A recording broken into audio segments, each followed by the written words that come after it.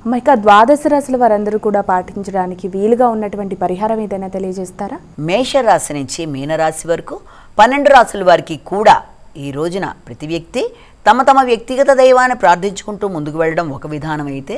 దానితో పాటుగా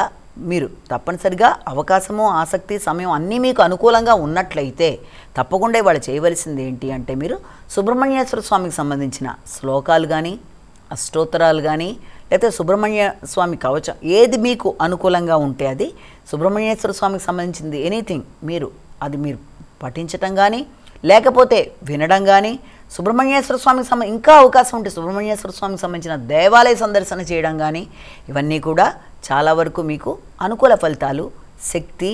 ధైర్యం, స్థిమితం మొదలైనవి ఇవ్వడానికి అవకాశం ఉంటుంది. ఎందుకంటే ఇప్పటిదాకా మనం చెప్పుకున్న రాశి ఫలితాలని కేవలం ఒక వ్యక్తిని ఉద్దేశించి చెప్పలేదు కనుక ప్రతి వ్యక్తి అది తమకే వర్తిస్తాయని అనుకోకుండా ప్రతి వ్యక్తి తమ తమ వ్యక్తిగత జాతకంతో కలిపి చూసుకుంటూ ముందుకు పెడుతున్నప్పుడు ఎదురవుతున్న సమస్యలు ఏమన్నా ఉన్నా దానికి గోచారీచి ఎదురవుతున్న చిన్న చిన్న సమస్యలకి చిన్న చిన్న పరిహారాలు పాటించుకుంటూ ముందుకు వెళ్ళినట్లయితే